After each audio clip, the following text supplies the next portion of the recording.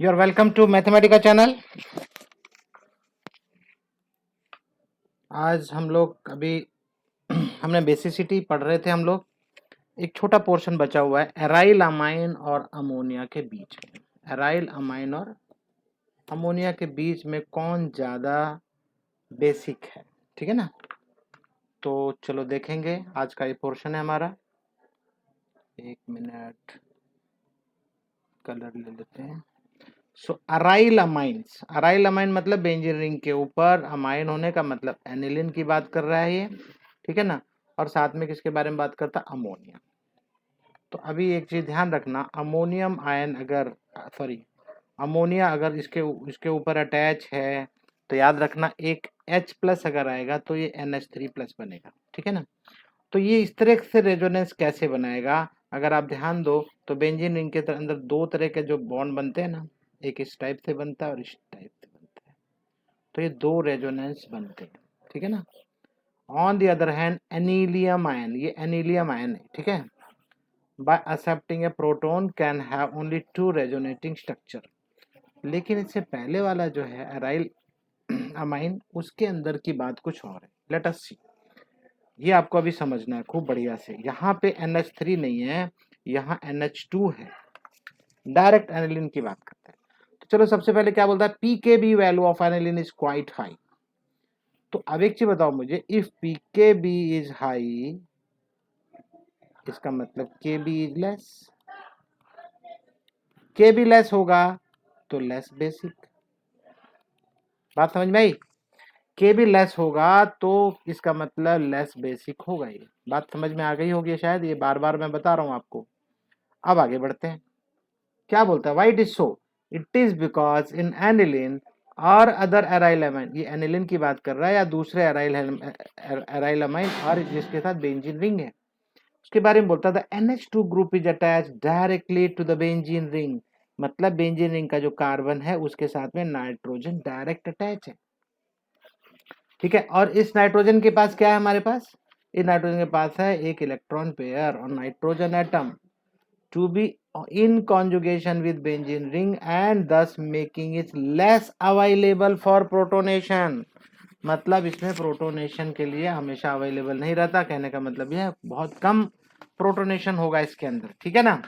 So if you right different resonating structures of aniline you will find that aniline is a resonance hybrid of the following 5 structure। अब ये 5 structure कैसे बनते हैं मुझे ज्यादा बताने की जरूरत नहीं है, इस तरह के स्ट्रक्चर आप कई बार बना चुके हैं। चलो गौर से देखना, यहाँ पे ये डबल बॉन्ड है, ये क्या करेगा, इसको इलेक्ट्रॉन अगर देता है, शेयर करता है, देता है कार्बन को, तो यहाँ डबल बॉन्ड बनेगा।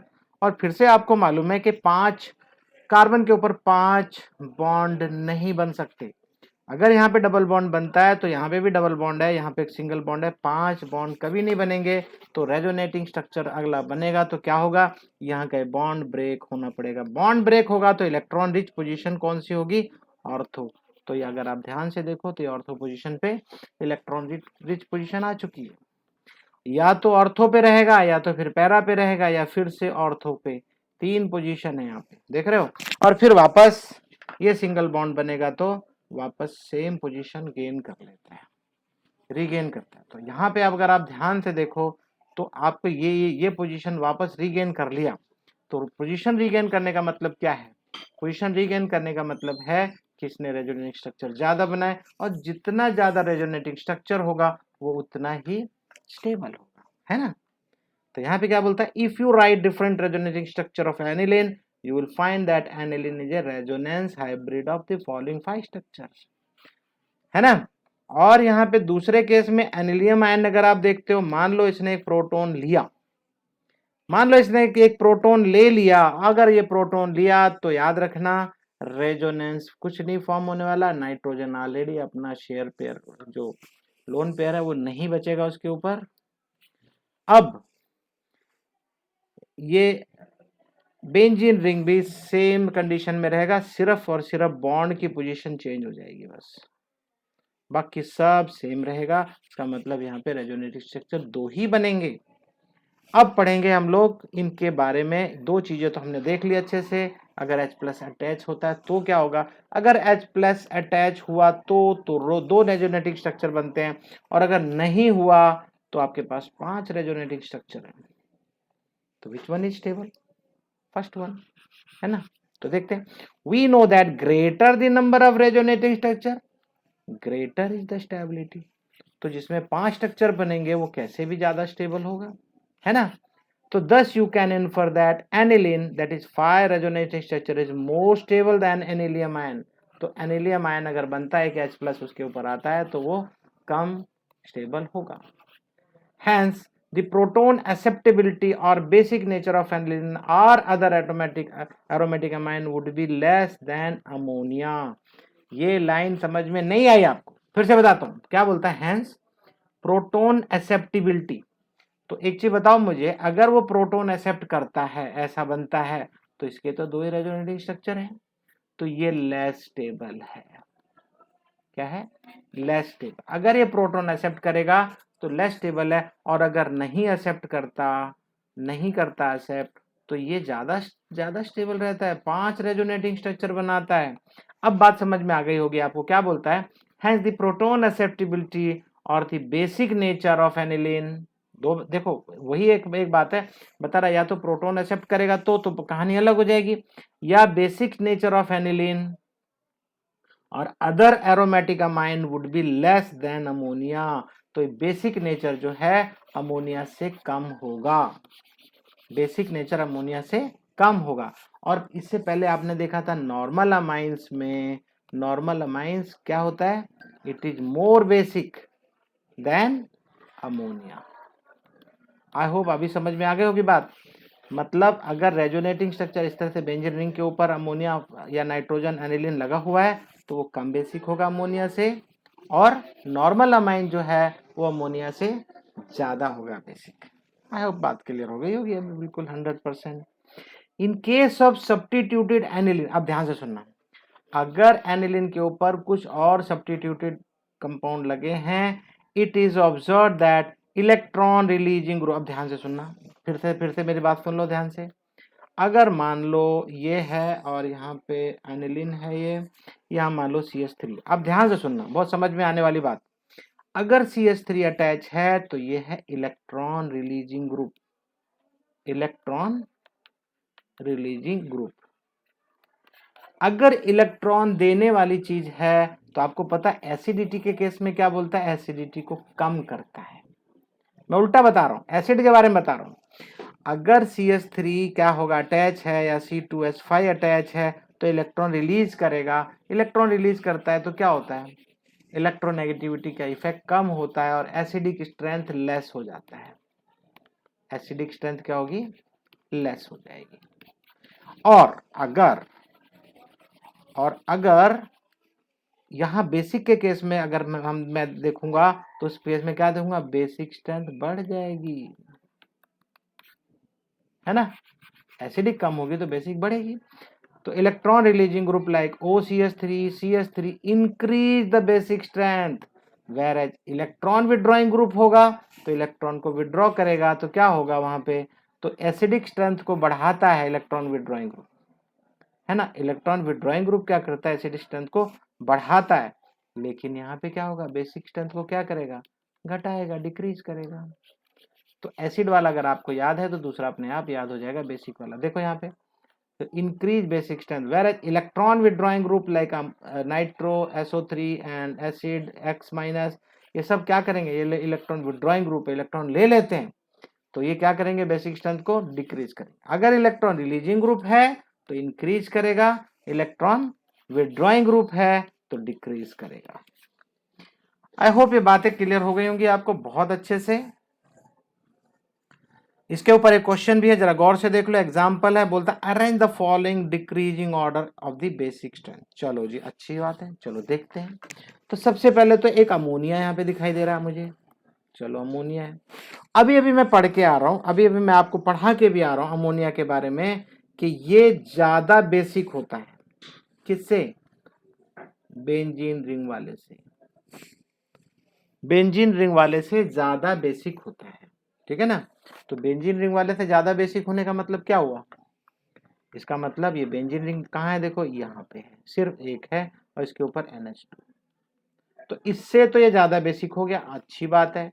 अब हम बात करेंगे, अब कितने बचे हमारे पास, एक ये हो गया, एक ये हो गया, यहाँ पे लिख दिया। अब हम इन दोनों के बारे में बात करेंगे और ये दोनों हमें मालूम है ये ज्यादा बेसिक है इन दोनों से। तो इन दोनों की पोजीशन कहाँ से आएगी, एक मिनट। तो अभी क्या देखा आपने, अमोनिया क्लियर है और ये भी क्लियर है, एनिलीन यहाँ आ गया। अब आपके पास दो बचे हैं। अब इन दोनों में ये देखो कि क्या क्या कहाँ कहाँ अटैच है। सबसे पहले अगर ध्यान दो तो C2H5 दो बार अटैच हो रहा है, N एक H इधर है और दो जगह पे अटैच हो रहा है C2H5। इसका मतलब इलेक्ट्रॉन रिलीजिंग ग्रुप कितने हैं, दो हैं, ठीक है। और फिर अगर हम इससे कंपेयर करेंगे इस वाले से, C2H5 एक ही तरफ C2H5 है और साथ में N के साथ में दो H है अभी, ठीक ऐसा है।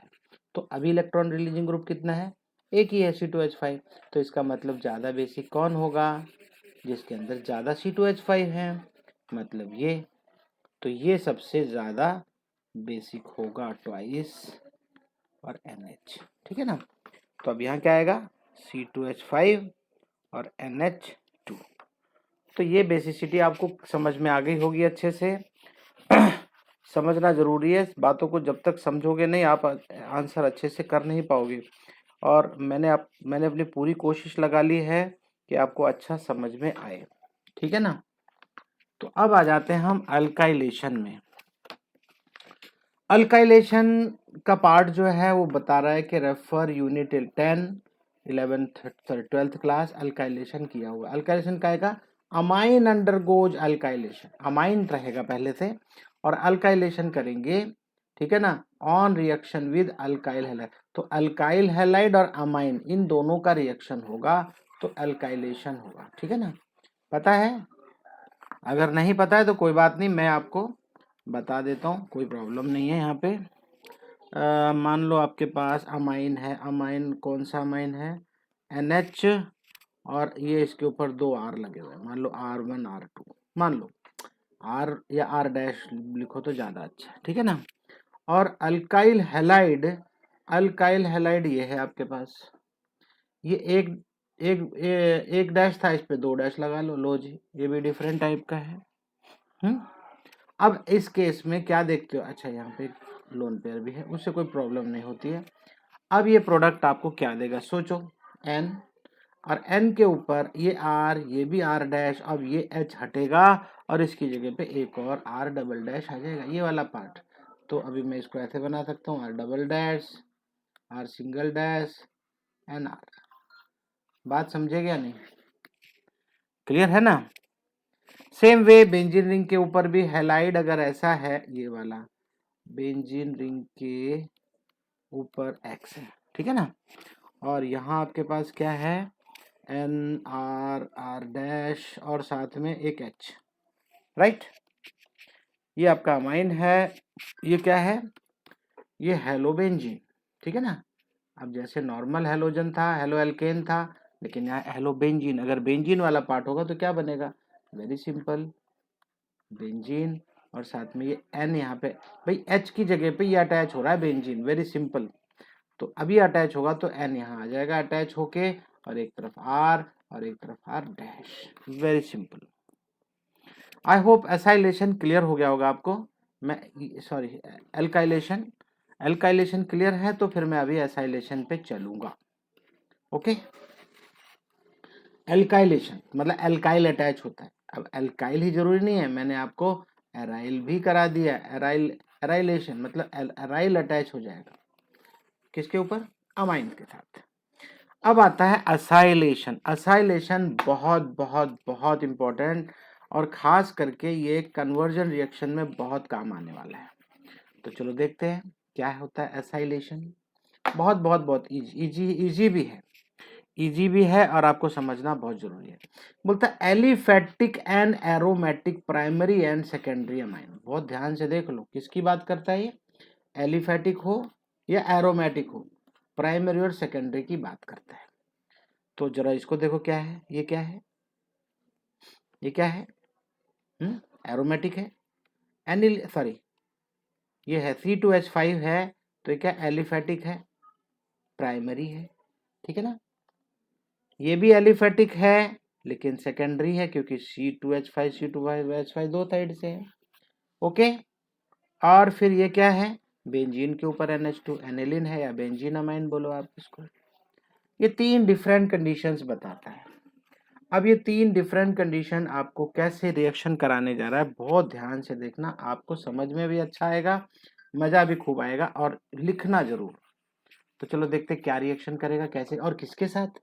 तो क्या बोलता है ये, they react with acid chloride.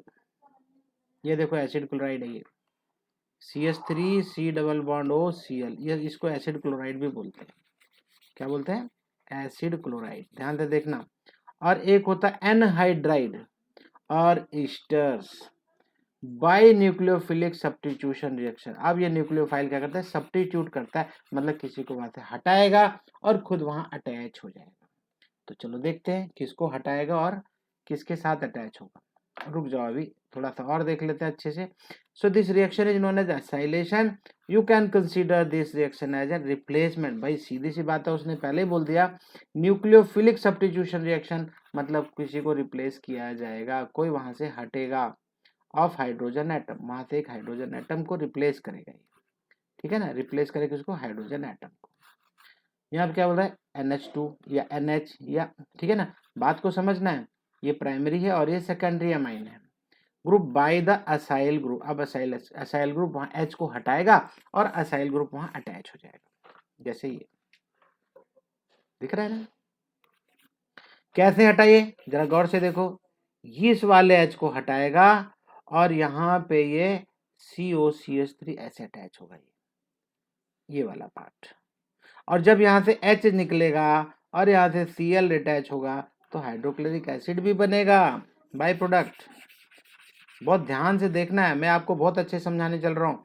ये बता रहा है, ये आपका अमाइन है, कौन सा, प्राइमरी C2। एक मिनट, कलर चला गया।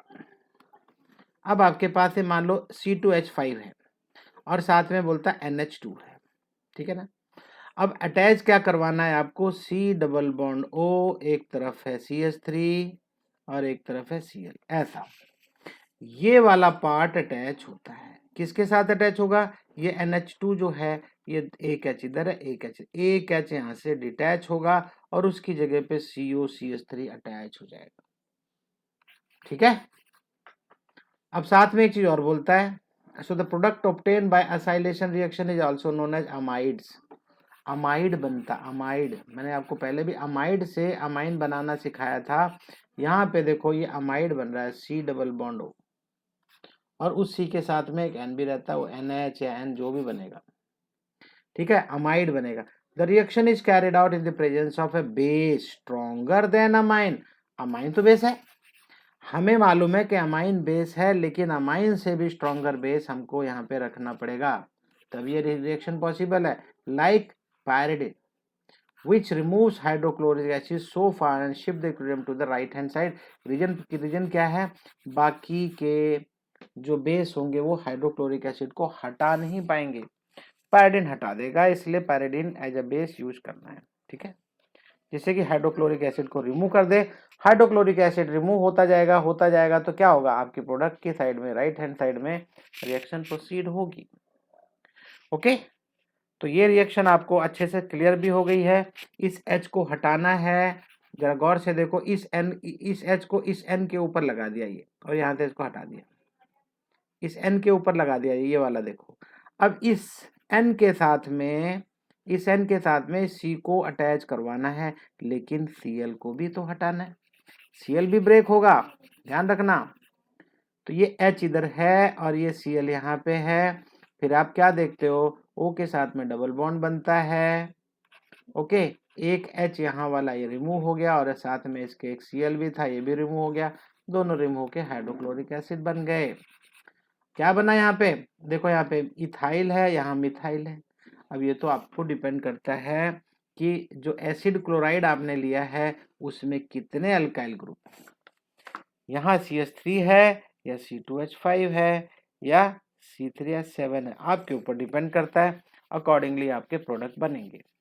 तो प्रोडक्ट किस पे डिपेंड करेंगे? अभी आपका एसिड क्लोराइड कैसा है, ठीक है ना।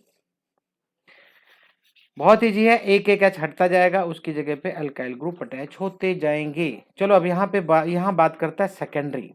देखो C2H5 पहले से है, इधर भी C2H5 सेकेंडरी है, एक ही एच है यहाँ पे, और जब एक एच है तो एक ही एच तो हटेगा। अब देखो एसिड क्लोराइड क्या करेगा, देखो ये वाला C इस N के साथ अटैच होगा, ये Cl और ये H ये दोनों डिटैच होके हाइड्रोक्लोरिक एसिड फॉर्म कर लेंगे, और फिर उसके बाद क्या देखते हो आप, ये C इसके साथ N के साथ अटैच होगा। अब एक साइड में CH3 एक साइड में CO। चलो देखते हैं, ये C और डबल बॉन्ड O बाजू में रहेगा हमेशा नाइट्रोजन के, और फिर उसके बाद क्या बचता है, एक CH3 है तो वो CH3 इधर है। Very very simple. अगर आप अब ध्यान दो तो यहाँ पे इस नाइट्रोजन के पास कोई भी हाइड्रोजन नहीं है, ठीक है ना। तो सेकेंडरी रिएक्शन करेगा। अब आप बोलोगे टर्शरी में क्यों नहीं होता, टर्शरी में H ये भी चला जाएगा, यहाँ पे C2H5 है। तो अब क्या करोगे आप, जब H नहीं है तो रिप्लेस किसको करेगा, न्यूक्लियोफाइल रिप्लेस करने के लिए कोई है ही नहीं। Very simple, I hope clear हो गया होगा। अगली रिएक्शन ज्यादा कॉम्प्लिकेटेड है, कौन सी वाली, एस्टर वाली।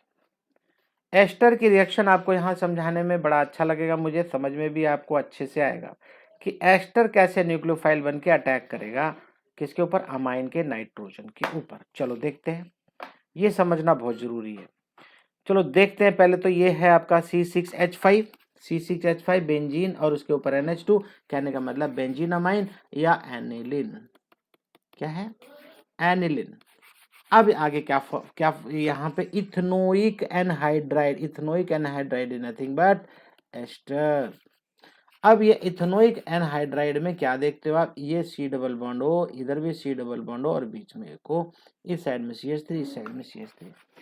आपको इथेनोइक एनहाइड्राइड लिखना आना चाहिए, C डबल बॉन्ड O, एक और C डबल बॉन्ड O हो गया, और बीच में O, और इधर भी CH3 और इधर भी CH3।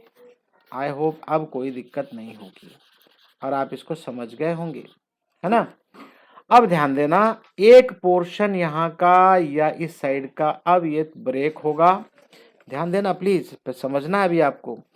ये यहाँ पे जाएगा और इस हाइड्रोजन को डिटैच कर देगा, हटा देगा एक हाइड्रोजन को, और उसके साथ में ये वाला C कौन सा, जिसके साथ डबल बॉन्ड O है, वो इसके साथ अटैच हो जाएगा इस नाइट्रोजन के साथ। इधर देखो इस नाइट्रोजन के साथ में क्या अटैच हो रहा है, जरा गौर से देखो, एक मिनट, इस नाइट्रोजन के साथ में क्या अटैच, आप या तो ये वाला पोर्शन लो अटैच, तो ये C इसके साथ अटैच होगा इस H की जगह पे, फिर डबल बॉन्ड O भी बोल सकते हो, और साथ में CH3 ये वाला आ जाएगा। अब जरा गौर से देखो, क्या वही नहीं दिखाई दे रहा आपको, समझ में आ गया होगा क्या है ये, एन फिनाइल। मान लो इधर 6,6H5 है, C6H5 N phenyl ethanamide, N phenyl ethane. अब ये इथेन क्यों बोल रहा है, क्योंकि ये 2 C हैं, ठीक है। ये आपको याद रखना है, समझना है। यहाँ भी क्या बोला था देखो, एन एन डाइथाइल, ये देखो इथाइल इथाइल, एन एन क्यों बोला, जो एन के साथ में अटैच है, जो नाइट्रोजन के साथ में अटैच है, N N di ethyl, ethyl है ना, ये देखो C2H5 एन एन डाइथाइल, ये कितने C हैं, 2 C हैं, तो इथेन अमाइड, अमाइड है ना, ये double bond C double bond O भी है, और साथ में उसके साथ नाइट्रोजन भी है, इसको अमाइड बोलते हैं। तो ये एस्टर के साथ में रिएक्शन आपने देख लिया होगा, लेकिन एक चीज यहाँ पे बताना मैं भूल गया, अभी मैं फिर से बता देता हूँ, याद आ गया मुझे। आपने इधर वाला पोर्शन लिया और अटैच करा लिया, लेकिन इसको आपको ध्यान से देखना है, C डबल बॉन्ड O और इधर CH3, इसका मतलब क्या है, ये CH3 C double bond OH।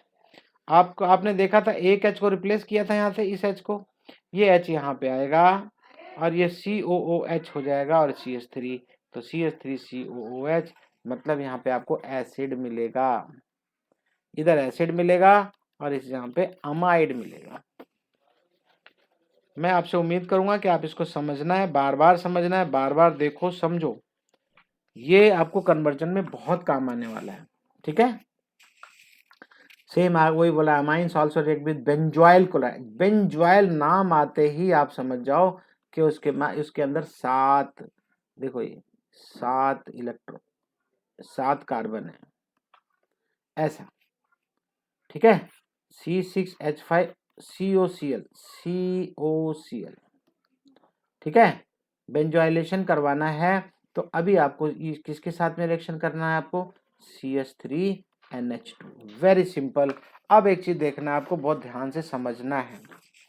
समझना यहाँ पे जरूरी क्या है, एक H इसका अटैच डिटैच होगा, ध्यान से देखो यहाँ पे, एक मिनट, ऐसा है ये, एक H हटेगा, समझना बहुत अच्छे से, और ये Cl आ जाएगा इधर से, H और Cl अलग हो गए, यहाँ आ गए। अब ये C इसके साथ अटैच होगा नाइट्रोजन के साथ, एक साइड में O और दूसरी साइड में benzene ring. Very very simple. यहाँ पे हट जाएगा ये पूरा का पूरा, और एक काम करो, यहाँ H लगा दो इस H के साथ में ये, और यहाँ पे ये अटैच हो गया ये। अब N के साथ में तीनों साइड से अटैचमेंट हो गया। अब जरा गौर से देखो, CH3NH, C double bond O, और साथ में बेंजीन, देखो CH3NH, ये देखो CH3NH, C double bond O, ठीक है, और इस साइड में C6H5, ये क्या है भाई, C6H5 ही तो है, जैसे एल्काइल होता है वैसे फिनाइल है, ठीक है, आपको ध्यान रखना है, ठीक है, पक्का। What do you think is the product of reaction of amine with carboxylic acid? हाँ जी, कार्बोक्सिलिक एसिड बना है, किसके साथ, ईस्टर के साथ। ईस्टर के साथ में रिएक्शन कराओगे तो आपको यहाँ पे क्या मिलता है, अमाइड तो मिलेगा ही मिलेगा, और साथ में कार्बोक्सिलिक एसिड भी मिलता है। मैं उम्मीद करूंगा कि आपको ये बढ़िया समझ में आया होगा। आप इसको समझ लो, अच्छे से समझना जरूरी है, लिखना है, धीरे धीरे समझो एक एक चीज को। अब ये चौथा पॉइंट है, कार्बाइलामाइन रिएक्शन। कार्बाइलामाइन रिएक्शन बहुत इंपॉर्टेंट है, और इंपॉर्टेंट क्यों है मैं आपको बता दूं। जनरली आपने देखा होगा आर के साथ में CN अटैच होता है, ऐसा है ना, आर के साथ में CN अटैच होता है, लेकिन ये एक ऐसी जगह है जहां पे NC अटैच होता है, RNC, ठीक है। और इसीलिए NC का जब रिडक्शन होगा तो क्या बनेगा, आपको आइसोसाइनाइड है ना यहाँ पे, तो अभी फिलहाल तो आइसोसाइनाइड बनेगा, रिडक्शन कर दोगे तो NH2CH2 भी बन जाएगा। तो पहले जो समझने वाली बात यह है कि आपको क्या क्या बना के देता है, आइसोसाइनाइड, ठीक है। एक होता है साइनाइड, एक होता है आइसोसाइनाइड। अगर N के साथ में अटैच है तो आइसो, क्लियर। तो चलो अब इसके बारे में थोड़ा पढ़ते हैं, क्या बोलता है। Aliphatic and aromatic primary amines on heating with chloroform, तो ये रहा क्लोरोफॉर्म CHCl3, क्लोरोफॉर्म के साथ में हीट करना, और साथ में क्या होना चाहिए, इथनोलिक पोटेशियम हाइड्रोक्साइड। पोटेशियम हाइड्रोक्साइड है, इथनोलिक मतलब एल्कोहलिक। इथनॉल क्या होता है, अल्कोहल होता है ना। तो अगर कोई ये लिखता है अल्कोहलिक KOH तो आपको समझ जाना चाहिए, ठीक है। तो इस बात को आपको समझना जरूरी है। पोटेशियम हाइड्रोक्साइड फॉर्म आइसोसाइनाइड, तो ये आइसोसाइनाइड बनाता है। आइसोसाइनाइड कब बनेगा, जब R के साथ या C के साथ में नाइट्रोजन अटैच होगा, और फिर उसके बाद ट्रिपल बॉन्ड C। ध्यान देना, इंपॉर्टेंट रिएक्शन है, बहुत इंपॉर्टेंट रिएक्शन है। आगे देखो, secondary and tertiary amines do not show this reaction. ये मोस्ट इंपॉर्टेंट टॉपिक है यहाँ पे जो बोला गया है कि भाई ये प्राइमरी वाला ही रिएक्ट करेगा, बाकी के सेकेंडरी टर्शरी रिएक्ट नहीं करेंगे। So this reaction is known as carbylamine reaction और आइसोसाइनाइड टेस्ट। तो यहाँ पे क्या बन जाएगा, आइसोसाइनाइड टेस्ट बनेगा। अगर आइसोसाइनाइड टेस्ट बनता है तो ये मान के चलो कि आपका अमाइन क्या था, प्राइमरी अमाइन था, ठीक है, प्राइमरी अमाइन था, ठीक है। अगली रिएक्शन तो सबसे ज्यादा इंपॉर्टेंट है, मजा आ जाएगा, ये आपको बिल्कुल भी नहीं भूलना है, क्योंकि डाइजोनियम सॉल्ट यहीं पे मिलेगा। बहुत ज्यादा इंपॉर्टेंट, बहुत ज्यादा। कैसे है, 3 classes of amine react differently with nitrous acid NaNO2। ये प्लीज आप 10 बार लिख लेना, मैं बता दे रहा हूँ, ये आपके बहुत काम आने वाली है। नाइट्रस एसिड और हाइड्रोक्लोरिक एसिड के साथ में क्या क्या है, अमाइन, ठीक है ना, HNO2। 3 classes of amine react differently with nitrous acid which is prepared in C2, मतलब उसी समय यूज करके उसी समय बना के उसी समय यूज करना है, फ्रॉम मिनरल एसिड, ठीक है ना, एंड सोडियम नाइट्राइट। यह है सोडियम नाइट्राइट आपका, ठीक है ना, और HNO2 के साथ में रिएक्शन करेगा। ध्यान से देखो, अभी आपको समझ में आ जाना चाहिए। R तो रहेगा ही रहेगा, यहाँ रहेगा N2 और N के ऊपर रहेगा प्लस और Cl के ऊपर माइनस, ठीक है। यहां तक आपको याद रखना है, बहुत ज्यादा जरूरी। उसके बाद का तो आप अपने आप ही कर लोगे। ये है डाइजोनियम सॉल्ट आपका, ठीक है। देखो यहाँ पे क्या बोलता है, प्राइमरी एलिफेटिक अमाइन। अब ये एलिफेटिक अमाइन है, एलिफेटिक है, simple normal chain with nitrous acid के साथ में मिलके to form aliphatic diazonium salt. तो ये आपका डाइजोनियम सॉल्ट है। ध्यान से देख लो, विच बीइंग अनस्टेबल, बता रहे इसको, इसकी यहाँ पे टेम्परेचर बहुत कम रखना पड़ता है, 0 to 5 डिग्री के बीच में इसका रिएक्शन होना चाहिए, ठीक है। अनस्टेबल होता है तो अनलिबरेट नाइट्रोजन गैस भी लिबरेट करेगा क्वांटिटेटिवली एंड अल्कोहल्स। क्या बात के समझे कि नहीं, ये क्या लिबरेट करेगा, देखो अगर इसको हाइड्रोलाइज करेंगे, एक मिनट, अगर आप हाइड्रोलाइज करते हो तो वेरी सिंपल, पानी डालने पे सिंपली आपको अल्कोहल मिलेगा, नाइट्रोजन गैस मिलेगा और हाइड्रोक्लोरिक एसिड मिलेगा, वेरी सिंपल। और ये देख लो, आपको याद तो करना ही पड़ेगा, नो वे इतना। और अगर aromatic amine react with nitrous acid, अगर एरोमेटिक अमाइन का मतलब है एनिलिन, एनिलिन को NaNO2 और हाइड्रोक्लोरिक एसिड की प्रेजेंस में रिएक्शन कराना है, ठीक है ना। Nitrous acid at low temperature, मैंने आपको बताया लो टेम्परेचर मतलब देखो 0 to 5 डिग्री है या नहीं, 0 to 5 डिग्री सेंटीग्रेड या 273 to 278 केल्विन। अब आपको ये बेंजीन रिंग के ऊपर N, अब ध्यान दो यार, मैं तुम्हें बना के दिखा दे रहा हूँ, C2H5 ये है, N2 यहाँ रहेगा, इसके ऊपर प्लस और Cl माइनस, और ये बेंजीन रिंग। आप ऐसा बना दो बस, diazonium salt, benzene diazonium chloride. क्या है, बेंजीन डाइजोनियम क्लोराइड, राइट। ये आपको बनाना आना चाहिए अच्छे से, बहुत बहुत बहुत इंपॉर्टेंट। और साथ में क्या होता है, secondary and tertiary amine react with nitrous acid in a different manner. वो आपको यहाँ पे ज्यादा परेशान होने की जरूरत नहीं, ये ही जानना बहुत जरूरी है। अब आप बोलोगे ये मैं इतना जरूरी क्यों बता रहा हूँ, मैं इसलिए बता रहा हूँ, ध्यान दो, अभी आपको समझा देता हूँ मैं क्यों ऐसा बता रहा हूँ। ये जैसे ही चैप्टर का टॉपिक खत्म होगा, ध्यान देना, यहाँ डाइजोनियम सॉल्ट पूरा का पूरा टॉपिक है।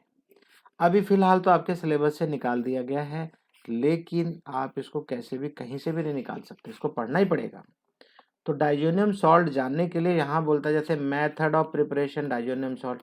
अभी अभी क्या किया था, एनिलीन में क्या डाला है, NaNO2 और HCl, क्या टेम्परेचर रखा था, वही है 0 to 5 सेंटीग्रेड, है ना।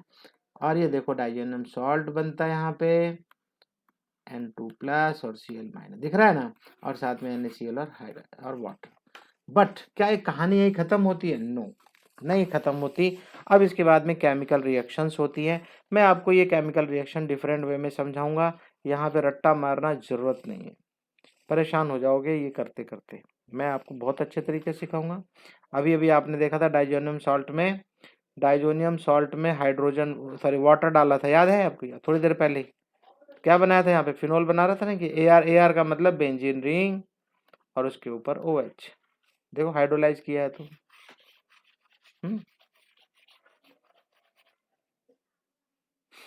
हाइड्रोलाइज्ड टू फिनोल बनाता है ये।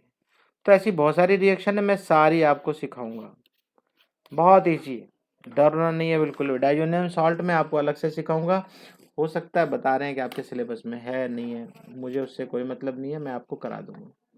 बहुत ईजी। तो इसीलिए मैं बोल रहा था कि डाइजोनियम सॉल्ट वाला पोर्शन बहुत बहुत बहुत इंपॉर्टेंट है।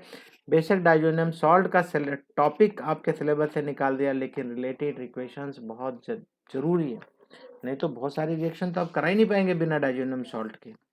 ठीक है,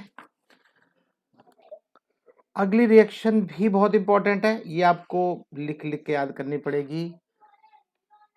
नॉर्मल तो नहीं पूछा जाता, लेकिन ये क्या करेगा, आपसे कन्वर्जन में पूछेगा। ठीक है, बहुत ध्यान से देखना, अभी समझ में अच्छा आएगा।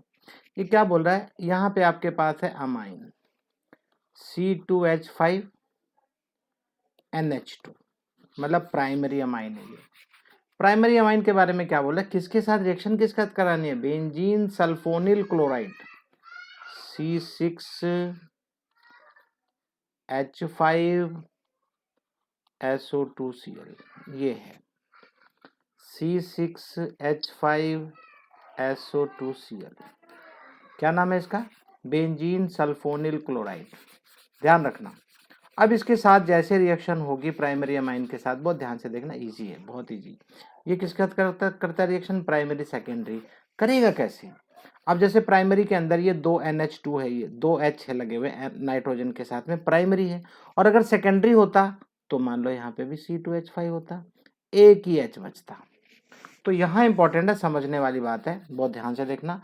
सपोज प्राइमरी के साथ में रिएक्शन करा रहा है, तो बहुत ईजी है, जैसे कि पिछली रिएक्शंस आपने देखी, ये हाइड्रोजन यहाँ से रिलीज होगा, डिटैच होगा, ये हाइड्रोजन डिटैच होगा, और इधर से क्लोराइड आयन डिटैच होगा, तो ये डिटैच हो जाएंगे।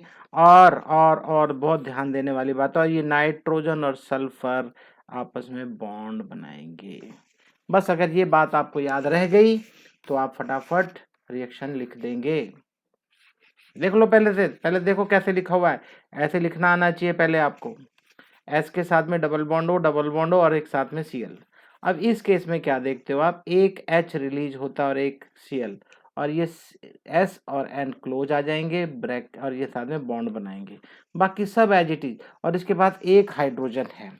अब ये इस हाइड्रोजन का भी कमाल देखो, ये हाइड्रोजन होने की वजह से मतलब ये एक H प्लस रिलीज कर सकता है, that's why it is having acidic character. अब एसिडिक कैरेक्टर होने की वजह से, क्योंकि एसिडिक कैरेक्टर है इसका, तो ये एल्कली के अंदर सॉल्यूबल है। एल्कली मतलब बेस, तो बेस के अंदर सॉल्यूबल है। चलो देखते हैं कैसे। The hydrogen attach to nitrogen in sulphonamide, अभी सल्फोनामाइड बन चुका है, अमाइड बन चुका है।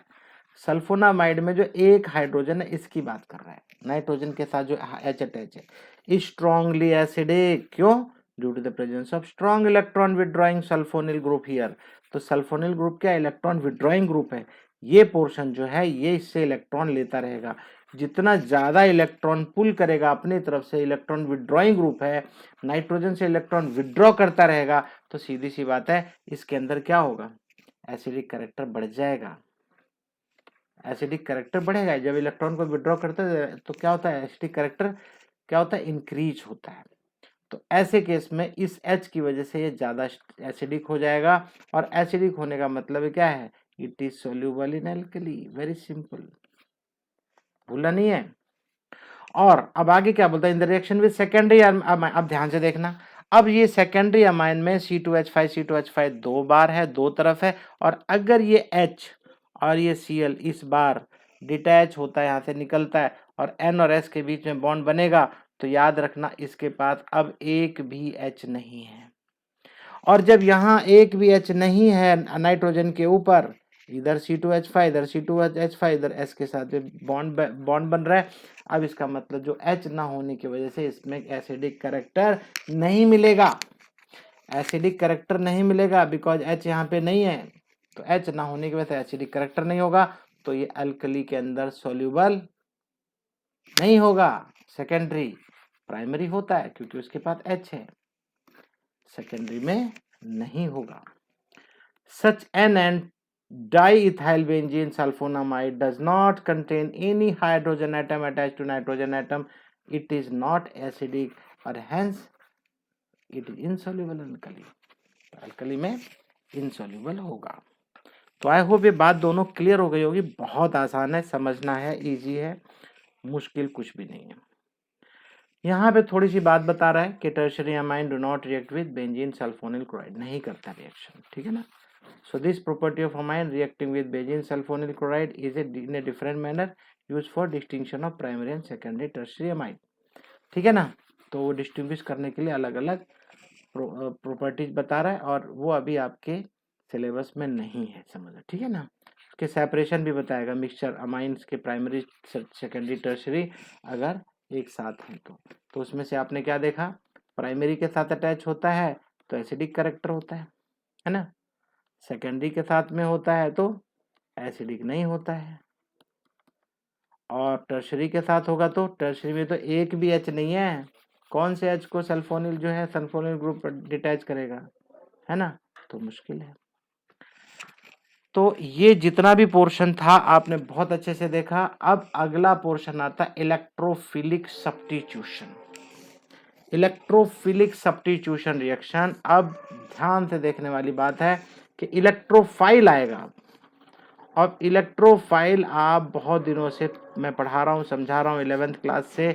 इलेक्ट्रोफाइल का मतलब होता है जैसे NO2+, CH3+, Cl+, ये सब जब अटैच होंगे तो इसको क्या बोलेंगे, इलेक्ट्रोफिलिक। और सब्स्टिट्यूशन का मतलब वहाँ के हाइड्रोजन को हटाएगा, right. So you have read earlier that aniline is resonance hybrid of 5 structure, हाँ पढ़ते आ रहे हैं हम लोग। Where do you find the maximum electron density on this, ortho and para पे भाई, है ना। ऑर्थो एंड पैरा पोजीशन पे और ऑर्थो पोजीशन पे, इन तीनों जगह पे इलेक्ट्रॉन डेंसिटी ज्यादा रहती है। Ortho and para positions to the aniline group become a center of high electron density, thus NH2 group is ortho and para directing। अगर NH2 अटैच है और कोई भी मेंबर आने वाला, इलेक्ट्रोफाइल आने वाला है, तो ये NH2 क्या करता है, ऑर्थो एंड पैरा पोजीशन पे इलेक्ट्रॉन डेंसिटी इंक्रीज कर देता है, और आने वाला इलेक्ट्रोफाइल जो है वो प्लस साइन का होता है, मतलब उसको इलेक्ट्रॉन ही चाहिए, ऐसी जगह जाएगा जहां इलेक्ट्रॉन रिच प्लेस हो। तो कौन सी प्लेस है वो, ortho, para and once again ortho. तो ये पोजीशंस में आपने देख लिया। अब यहाँ पे अब मैं आगे बताना शुरू करता हूँ। ये सारी बातें आपको बहुत अच्छे से पता है, 11th क्लास से पढ़ते आ रहे हो। अब सबसे पहला काम है ब्रोमिनेशन। ब्रोमिनेशन मतलब Br2 के साथ में रिएक्शन कराओगे एनिलीन का, तो क्या होगा, aniline reacts with bromine water at room temperature to give white precipitate 2,4,6 ट्राइब्रोमीन aniline।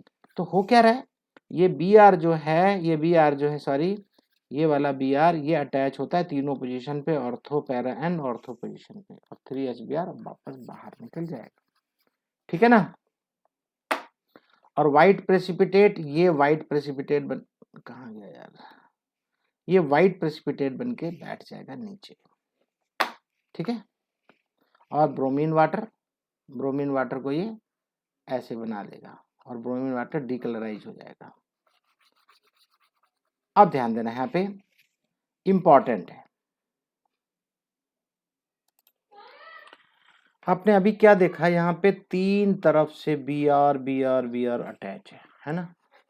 तो अगर आपको मोनो सब्स्टिट्यूशन चाहिए तब क्या होगा, मोनो सब्स्टिट्यूशन का मतलब आप चाहते हो भाई एक ही जगह रहे, बस यहाँ पे अटैच ना हो, तो क्या करें, लेकिन है तो बहुत रिएक्टिव, है ना, इसकी वजह से प्रॉब्लम आती है। और मोनो सब्स्टिट्यूशन हमको कराना है, तो करे क्या, तो करना कुछ भी नहीं है, इसकी इफेक्ट को कम करना है यहाँ पे। और इसके इफेक्ट को कम करने के लिए कौन आएगा, एसिटिक एनहाइड्राइड।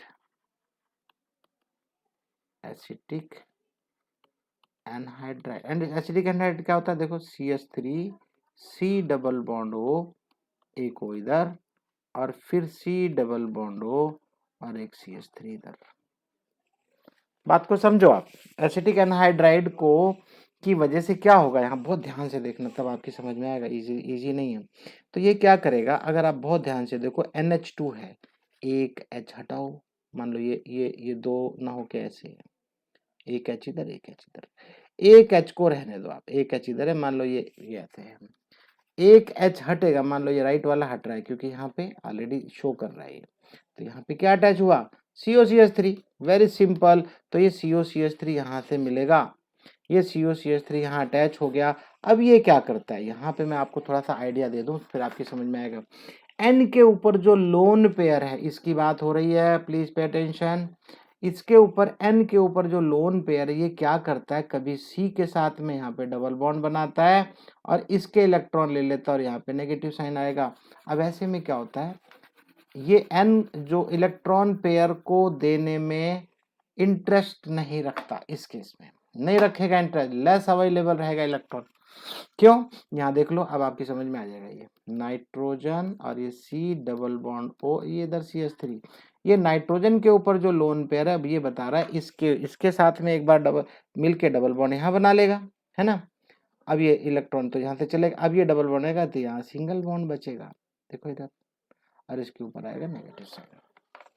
बात को समझना है आपको, N के ऊपर प्लस और इसके ऊपर नेगेटिव साइन। अब ये बना रहा है रेजोनेंस। अब जब रेजोनेंस बना रहा है तो ज्यादा स्टेबल हो गया, ज्यादा स्टेबल हो गया इसका मतलब इलेक्ट्रॉन नहीं देना चाहता, now it is less available. देखो, hence the lone pair of electrons on nitrogen is less available for donation to benzene ring। Benzene ring को अब इलेक्ट्रॉन नहीं देगा वो, है ना, रेजोनेंस बना रहा है। therefore activating effect of NHCO3, या ध्यान दो इधर, ये बेंजीन रिंग के ऊपर ये जो NHCOCH3 ये पार्ट है जो पूरा, group is less than that of amino group, ये एक्टिवेटिंग कम है, activating effect of this group is less, इसका इफेक्ट कम होगा अमीनो ग्रुप की बजाय, तो अमीनो ग्रुप के ऊपर पैरा पोजीशन जो कि ज्यादा स्टेबल होता है वहां पे जाके ये अटैच हो जाएगा Br। आई होप आपको समझ में आया होगा। देखो यहाँ पे Br अटैच हो गया। अब आगे क्या करना, अब आगे आप इसका हाइड्रोलाइसिस करेंगे, इसको एज इट इज नहीं छोड़ सकते, हम एज इट इज नहीं छोड़ सकते, इसको हाइड्रोलाइज करेंगे। हाइड्रोलाइज करेंगे तो desired substitution followed by hydrolysis, hydrolysis करेंगे and substituted amide to the substituted amine. अब ये क्या करेगा, ये अमाइड था अब अमाइन बन जाएगा। अमाइड क्या, देखो C डबल बॉन्ड O दिखाई दे रहा है ना, तो ये अमाइड होता है और फिर आपको नॉर्मल अमाइन बन जाएगा, एनिलिन मिल जाएगा।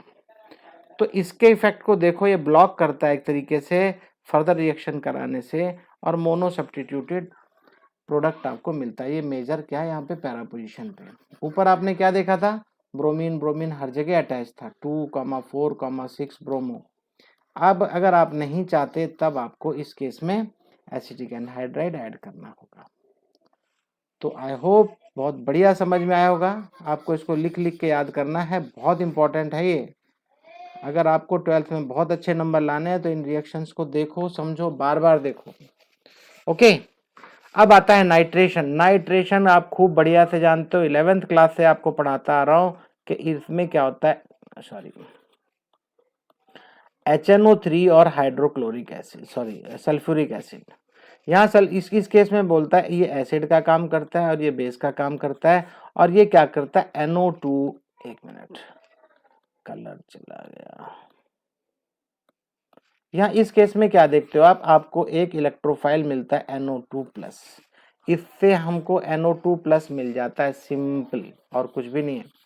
अगर जब हमें नाइट्रेशन कराना है तो NO2+ इलेक्ट्रोफाइल मिल गया, ठीक है ना। अब क्या होता है नाइट्रेशन में, डायरेक्ट नाइट्रेशन और एनिलीन यील्ड टेरी ऑक्सीडेशन प्रोडक्ट, बहुत सारे बनते हैं, ठीक है ना, कई सारे प्रोडक्ट बन जाएंगे। In addition to nitro derivatives बनेंगे। Moreover in the strongly acidic medium, ध्यान से सुनना अभी, in the strongly acidic medium aniline is protonated. Aniline क्या होगा, प्रोटोनेटेड करेगा, मतलब यहाँ पे क्या बन जाएगा, NH3+, to form the anilinium ion which is meta directing. तो मेटा डायरेक्टिंग कौन सा है, एनिलियम बनेगा तब मेटा डायरेक्टिंग भी होगा। That is why beside the ortho and para derivative, ये बता रहा है कि ऑर्थो एंड पैरा डेरिवेटिव के अलावा significant amount of Meta directive is also form. Meta directive फिर से बताऊंगा मैं, रुक जाओ, आपको समझ में नहीं आया होगा क्योंकि आपने सोचा ही नहीं कि मेटा डायरेक्टिव भी कोई हो सकता है। क्यों है मेटा डायरेक्टिव, क्या बता रहे हैं यहाँ पे, moreover in the strongly acidic medium में aniline protonated to form the anilinium ion. ये बता रहा है अगर इसके ऊपर क्या करते हो, स्ट्रांगली एसिडिक मीडियम में डालोगे तो वहां पे एसिड क्या छोड़ता है, प्रोटोन, और जब प्रोटोन छोड़ेगा यहाँ NH3 बन जाएगा प्लस यहाँ पे, तो ये क्या बन जाएगा, एनिलियम आयन, एनिलीनियम आयन, ठीक है ना। तो एनिलीनियम आयन जब बनेगा तो वो मेटा डायरेक्टिंग होता है, इसीलिए देखो मेटा के पोजीशन पे भी है प्रोडक्ट, देखो यहाँ पे, और ये पैरा, ये ऑर्थो पैरा तो है ही, अब इसमें भी पैरा वाला सबसे ज्यादा बनता है प्रोडक्ट, लेकिन साथ में मेटा भी बन रहा है जो कि 47% है। तो आई होप आपकी समझ में आया होगा। लेकिन अब यहाँ फिर से वही बात होने जा रही है, however bye protecting NH2 group, ये NH2 ग्रुप को अगर आप प्रोटेक्ट कर लेते हो by acetylation reaction with acetic anhydride, acetic anhydride याद करो, एसिटिक एनहाइड्राइड है ना, और ये NH2 ग्रुप को, NH2 जो अटैच है यहाँ पे ब्लॉक करना है, तो इसको ब्लॉक करने के लिए क्या लगा देते हैं यहाँ पे, NHCOCH3, ये यार यहाँ से आपको मिलता है COCH3 यहाँ से मिलेगा, यहाँ अटैच हो गया, देखो COCH3 कहाँ से अटैच होगा, एक H डिटैच हो गया यहाँ से और उसकी जगह सब्स्टिट्यूट हो गया, अब ये जगह हो गई ब्लॉक। अब यहाँ से नाइट्रेशन करेंगे तो HNO3 और H2SO4 क्या देंगे, नाइट्रेशन बनाएंगे, मतलब NO2 प्लस बनेगा। अब NO2 प्लस बनेगा तो कहाँ कहाँ अटैच होने के चांस है, अब तो हो ले दे के कहाँ है, पैरा पोजीशन पे, यहाँ पे पैरा पोजीशन पे NO2 बन चुका है। अब फिर आप हाइड्रोलाइज करो, हाइड्रोलाइज करते ही ये पोर्शन खत्म हो जाएगा, एनिलीन बन जाएगा, तो पी नाइट्रो एनिलीन, पी के ऊपर नाइट्रो लगेगा और एनिलीन बन जाएगा। आज के टॉपिक की आखिरी इक्वेशन बहुत अच्छे से समझना है इसको भी, इसमें भी कुछ भी नहीं है, सल्फोनेशन करना बोलता है, सल्फोनेशन, ओनली H2SO4 डालेंगे, यहाँ पे आपके पास एनिलीन है, एनिलीन को क्या कर, देखो aniline reacts with concentrated sulphuric acid to form anilinium hydrogen sulphate, anilinium देखो, एल्यूमिनियम ये है और हाइड्रोजन सल्फेट ये है, ध्यान से देख लो, हाइड्रोजन सल्फेट के ऊपर एक ही माइनस होता है, ध्यान रखना, और इसके ऊपर एक प्लस, क्योंकि NH3 प्लस है, एक प्रोटोनेटेड हो गया ये, ठीक है ना। On heating with sulphuric acid at 453 and 473 produces p amino benzene sulphonic acid, क्या बनाता है, बहुत ध्यान से देख लो, यहाँ पे ज्यूटरायन बनाएगा, ये इंपॉर्टेंट है, ज्यूटरायन एडवांस में बता रहा हूं, तो यहाँ पे क्या बनाएगा, p amino benzene sulphonic acid, ये देखो p amino benzene, p para पे है ना, ये देखो पैरा के ऊपर है, अमीनो है, बेंजीन है, सल्फोनिक एसिड भी है, SO3H, commonly known as sulphanilic acid, sulphanilic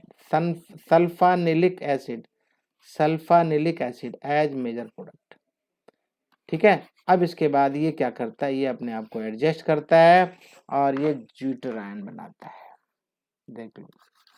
aniline does not undergo Friedel Craft reaction, aniline के बारे में बता रहा है, फ्रीडल-क्राफ्ट रिएक्शन नहीं होती, मतलब उसके पास अल्काइलेशन और एसिटाइलेशन नहीं होती, अल्काइलेशन और एसिटाइलेशन इसमें नहीं होती, मोस्ट इंपॉर्टेंट बात है, ये आप ध्यान नहीं रख पाओगे, आप देख लो, एनिलीन नहीं कर पाता वो रिएक्शन, CH3 नहीं ऐड हो पाता due to salt formation with aluminium chloride, aluminium chloride salt बन जाएगा, तो ये नहीं बन पाएगा। So the Lewis acid which use as catalyst, यहाँ पे लुईस एसिड जो यूज होगा कैटलिस्ट की तरह, so due to this nitrogen of aniline requires positive charge, इसकी वजह से क्या होता है, नाइट्रोजन के ऊपर एनिलीन के ऊपर क्या आएगा, positive charge, and hence acts as strong reactivity group, अगर उसके पास ही प्लस चार्ज आ गया तो वो इलेक्ट्रॉन तो वैसे भी नहीं दे सकता बेंजीन को, तो वो क्या क्या बन जाता है, स्ट्रॉन्ग डीएक्टिवेटिंग ग्रुप, ठीक है ना, फॉर फर्दर रिएक्शन, तो अगली रिएक्शन के लिए डीएक्टिवेटिंग ग्रुप हो जाता है। मैं उम्मीद करूंगा कि आप लोगों को ये टॉपिक्स अच्छा समझ में आ गया होगा बढ़िया से। इसके बाद कुछ क्वेश्चंस हैं, ये क्वेश्चन आपको मैं होमवर्क के लिए दे रहा हूँ, नहीं कर पाओ तो मुझे बताना, मैं आपको करवा दूंगा, कोई प्रॉब्लम नहीं। ये जरूर कर लेना इसके ऊपर। इस बार आपके क्वेश्चन सब इंटेक्स या एक्सरसाइज के पीछे के क्वेश्चन से आएंगे, आपको याद करने पड़ेंगे। इसके बाद डाइजोनियम सॉल्ट है। डाइजोनियम सॉल्ट के लिए एक सिंपल ट्री डायग्राम जैसा मैं एक वीडियो बना दूंगा, छोटा सा, लेकिन याद रखना डाइजोनियम सॉल्ट कैसे बनाते हैं वो आपको पता होना चाहिए, ठीक है ना। डाइजोनियम सॉल्ट कैसे बनता है ये देखो यहाँ पे, वेरी वेरी सिंपल, ठीक है। तो इसी के साथ मैं आज की वीडियो समाप्त करूंगा, ठीक है।